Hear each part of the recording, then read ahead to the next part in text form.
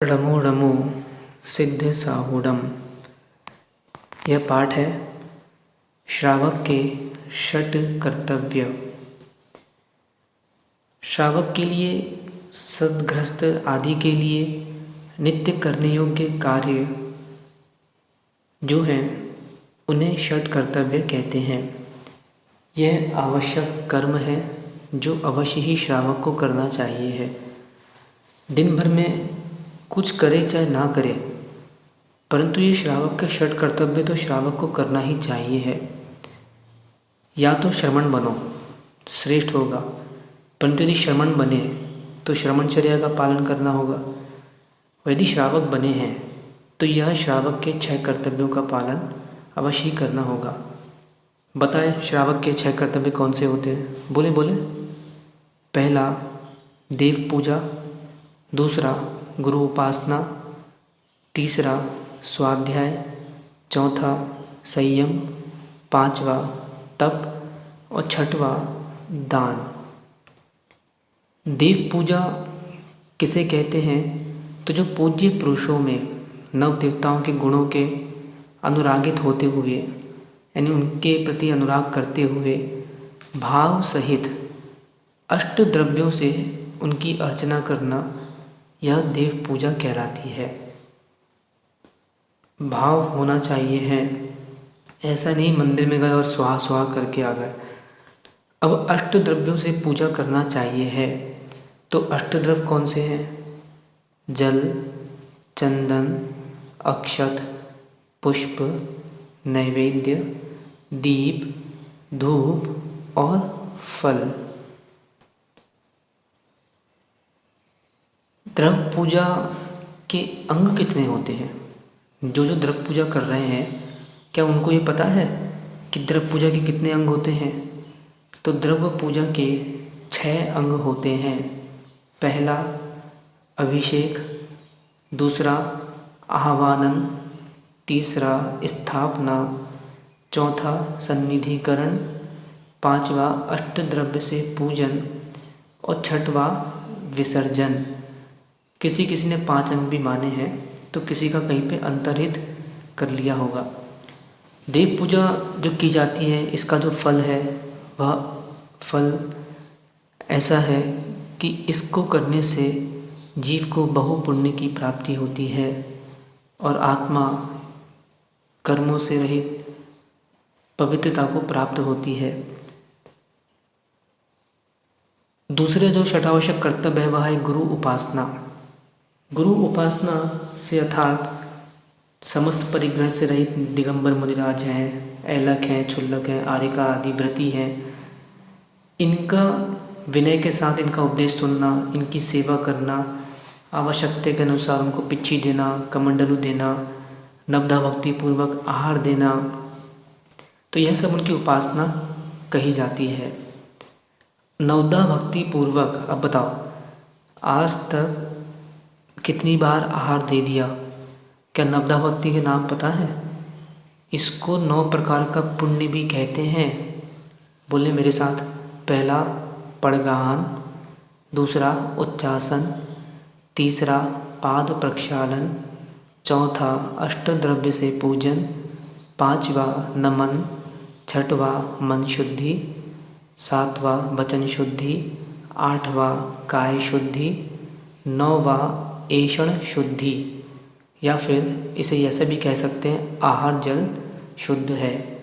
यह नवधा भक्ति कही जाती है। दूसरी बात आती है कि जो गृहस्थ है, गुरु की जो उपासना कर रहा है, उस गृहस्थ के 7 गुण भी होते हैं। उसके अंतरंग में पहला दिखे श्रद्धा, भक्ति, तुष्टि यानी संतोष, चौथा अलुब्धता, देने वाला जो श्रावक है वो लोभी नहीं होना चाहिए है, अलुब्धता उसका गुण है। पांचवा विज्ञान, कब देना, क्या देना, कैसा देना, बात पित्त कफ रोग है तो क्या लाभकारी है, क्या अलाभकारी है, ये सब विज्ञान से होना चाहिए है। छठवा क्षमा और सातवां शक्ति। यह सब 7 प्रकार के गृहस्थ के गुण हैं। तीसरा जो श्रावक का कर्तव्य है, उसका नाम स्वाध्याय है। क्या कभी जीवन में कोई शास्त्र पढ़ा है, स्वाध्याय किया है? अर्थात स्वाध्याय करना ज्ञानवर्धन के लिए जो जिनेंद्र भगवान के द्वारा कथित वाणी है उसको सुनना, सुनाना, पूछना, बताना, पढ़ना, चिंतन मनन करना, यह स्वाध्याय कहलाता है। अरे कम से कम अभिषेक करने जाते जिनालय तो शास्त्र अलमारियों में रखे हैं, उठा के कौन कहता पूरा पढ़ो, एक पृष्ठ पढ़े, पर अवश्य ही स्वाध्याय करना चाहिए है। इससे मानसिक विकास होता है, आत्म शांति मिलती है और हमको ये पता पड़ता है कि हमारे अंतर में किस किस प्रकार की कालिमा है। शास्त्र हमारे एक दर्पण का कार्य करता है। इसके बाद जो श्रावक का चौथा कर्तव्य है वह है संयम। संयम अर्थात अपने इंद्रिय संयम और प्राणी संयम। संयम दो प्रकार का होता है। दया भाव से षटकाय जीवों का घात नहीं करना, अपने मन को वश करना, पंच इंद्रियों को वश में करना, 5 स्थावर त्रस की रक्षा करना, उक्त नियमों का परिपालन करना, संयम नाम का यह कर्तव्य है। इसके बाद जो कर्तव्य है 5वां नंबर का वह है तप। इच्छा निरोधा तपा, अपनी इच्छाओं का निरोध करना तप है। तप प्रायश्चित, विनय, वैयावृत, स्वाध्याय, ध्यान ऐसे अंतरंग तप भी हैं। और अनशन, अवमौदर्य, व्रत परिसंख्यान, रस परित्याग, काय क्लेश ऐसे बाह्य तप भी हैं, जिसे उमा स्वामी जी ने तत्वा सूत्र जी में कहा है, वहाँ से विशेष रूप से देख सकते हैं। तो यह तप है। अपनी जितनी शक्ति हो इस तप को अवश्य करना चाहिए है, क्योंकि तप से निर्जरा और संवर भी होती है। कर्मों को नाश करने के लिए यह अच्छा उपाय है। इसके बाद जो श्रावक का अंतिम कर्तव्य है वह है दान।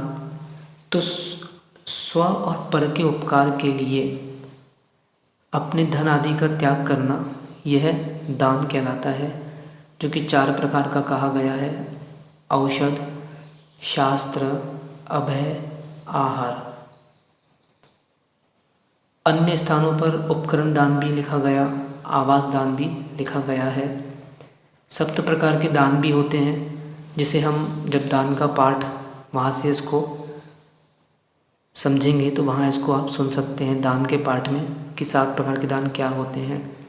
यह जो दान है ये किसको दिए जाते हैं? तो ये 3 प्रकार के पात्रों को दिए जाते हैं: उत्तम पात्र, आचार्य, उपाध्याय व साधु परमेष्टि; मध्यम पात्र, आरिका, ऐलक क्षुल्लक या प्रतिमाधारी; और जघन्य पात्र, श्रावक श्राविका, अवरत सम्यक दृष्टि को यह दान दिए जाते हैं।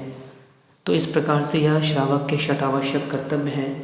पुनः दोहरा लें: देव पूजा, गुरु उपासना, स्वाध्याय, संयम, तप और दान।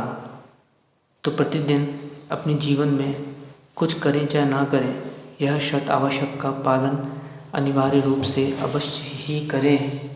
आदि जड़िंदम।